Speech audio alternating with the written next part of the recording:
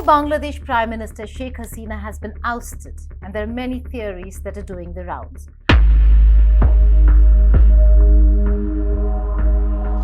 Who was involved? Was there a foreign hand? Rather, were there foreign hands? Who stands to gain from all this? Well, let's be clear about one thing, that there cannot be smoke without fire.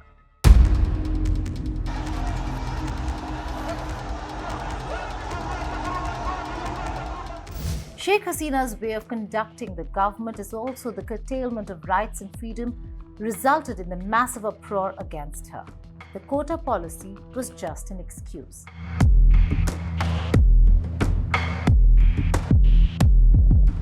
One she did away with very easily, but couldn't do away with the unrest that followed. So what happened? Hello and welcome. I'm Geeta Mohan and you're watching Statecraft.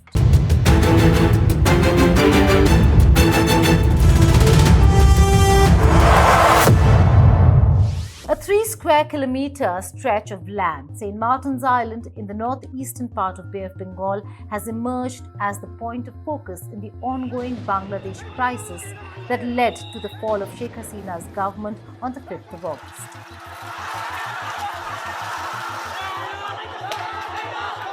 Sheikh Hasina has in the past accused the United States of America of pressuring Bangladesh for a US naval base on the island.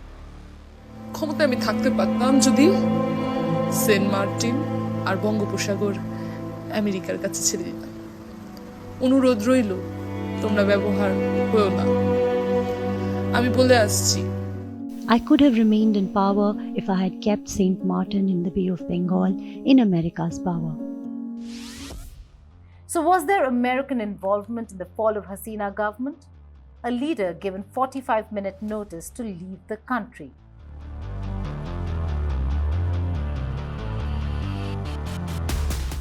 What is the significance of St. Martin's Island?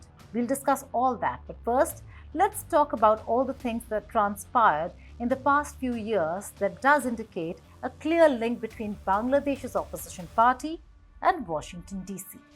The chronology of US activity in Bangladesh since January of 2023 reveals a series of events and diplomatic engagements that suggest a concerted effort to influence political dynamics in Dhaka, potentially to the extent of undermining the Hasina government regime. January 15, 2023, Donald Lu, US Assistant Secretary of State for South and Central Asian Affairs, visits Dhaka, meeting human rights advocates and emphasizing the importance of civil society voices. His visit is marked by media engagements and interactions with prominent figures. But the one meeting that stood out was his meeting with Bangladesh's Chief of General Staff, Lieutenant General Waqar Zaman. Yes, he met the very same army chief who instructed Hasina to leave without giving her enough time to plan her future. Today, she is sitting in a safe house within the compound of India's Hindon Air Base. With nowhere to go, India is where she was given refuge. But can this be a permanent arrangement? Speaker, sir, on 5th August, demonstrators converged in Dhaka despite the curfew. Our understanding is that after a meeting with leaders of the security establishment, Prime Minister Sheikh Hasina apparently decided to resign. At very short notice, she requested approval to come for the moment to India. We simultaneously received a request for flight clearance from the Bangladesh authorities. She arrived yesterday evening in Delhi. Why nobody is trying to give her asylum? That is also another question. So, if India thinks that it will give her asylum, that's India's problem. But India should think seriously that the relationship between people and people, the government of people, it will definitely affect in this issue. Well, it doesn't seem like India's strategic partner, the United States of America, thought of India before arming the opposition against Hasina. Not literally so, of course, but a lot happened. On May 25, 2023, the US imposed visa restrictions on Bangladeshi individuals, including members of the ruling Awami League, a significant political move indicating discontent with the current government. Between 11th and 14th July of 2023, Donald Lu, alongside Uzra Zia, is involved in meetings in Dhaka, which coincide with increasing political tensions in the country. October of 2023, the US reportedly, through Donald Lu, condemns political violence in Bangladesh, aligning with ongoing local unrest. Come January of 2024, an issue brief discusses Donald Lu's previous visits to Dhaka, underlining the continuous US interest in Bangladesh's political situation.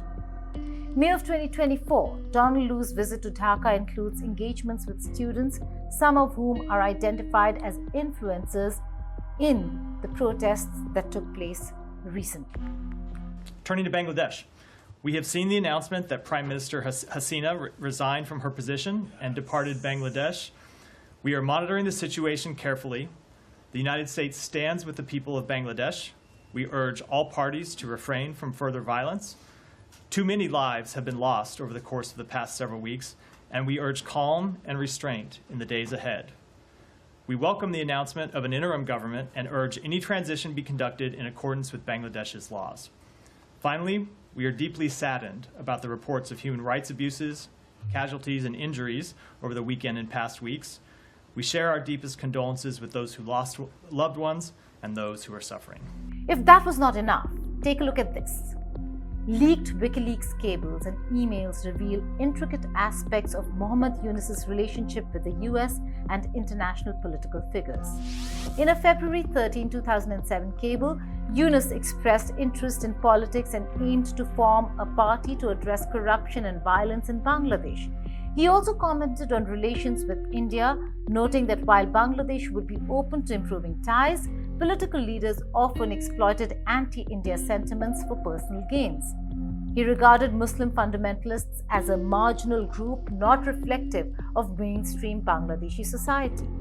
A cable from May 11, 2009 documented Yunus's request for US assistance in persuading Prime Minister Sheikh Hasina to alter a rule that allowed the Bangladeshi government to control the leadership of Grameen Bank, which Yunus founded. The US ambassador to Bangladesh, James Moriarty, promised support in facilitating a meeting with the Prime Minister and advocating on Yunus's behalf, reflecting Professor Yunus's dissatisfaction with the new Awami League government. Further, an email from French President Nicolas Sarkozy's office in 2013 indicated that Sarkozy government planned to monitor and address Yunus's removal from Grameen Bank with Bangladeshi authorities. An email leak from 2011 featuring correspondence between Hillary Clinton and her Chief of Staff, Cheryl Mills, noted Professor Yunus's involvement in an economic advisory board for Haiti alongside notable figures like Bill Clinton himself. Additionally, a US Senate Judiciary Committee report used Hillary Clinton of intervention on Yunus's behalf to halt a corruption investigation into him and the Grameen Bank. The allegation suggested that Clinton used her position to influence the Bangladeshi government and protect Professor Yunus, who was a donor to the Clinton Global Initiative. These documents highlight Yunus's international prominence and the complex interplay of politics, diplomatic, and personal interests surrounding his work and challenges. Throughout 2024, US diplomatic statements and actions, including a high-profile engagement with Muhammad Yunus, is further reflected in official statements and social media posts by the US Embassy in Dhaka. I do it all the time. Whatever concerns me, I tell people how I feel about it, not only in Bangladesh, globally. There are many other hot spots in the world. I talk about it. So whatever I see, I feel wrong that it should not be done. It should be done differently. I'm very vocal in explaining to the leaders of the nations and so on. And luckily, I have access to many important people in each country.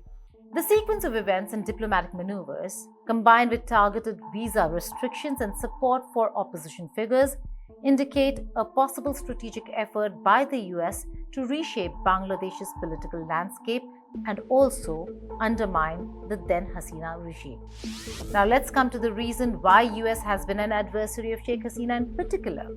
Bangladesh is sandwiched between two Asian giants, India and China. For Sheikh Hasina, it was essential to strike a balance between the two countries. Hasina's growing relations with China did concern India, but Hasina managed to assure New Delhi of the priority Dhaka attaches to relations with India. Same cannot be said about the United States of America. In 2016, Bangladesh officially joined China's Belt and Road Initiative rather than considering joining US's Indo-Pacific projects or the Quad. Let's go back to where we started. In 2021, Sheikh Hasina clearly rejected the idea of having a US naval base at St. Martin's Island. Sovereignty and territorial integrity is key here. Political blame game continued through the years when Hasina spoke of pressure on her from DC and alleged that the BNP, led by former Prime Minister Khaleda Zia, had planned to sell it to the US to build a military base in exchange for help in winning elections.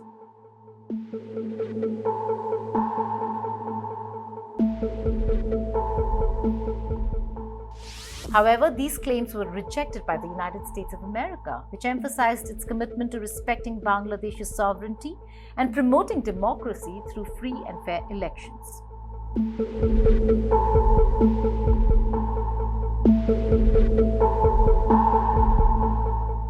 Now, what is the significance of St. Martin's Island?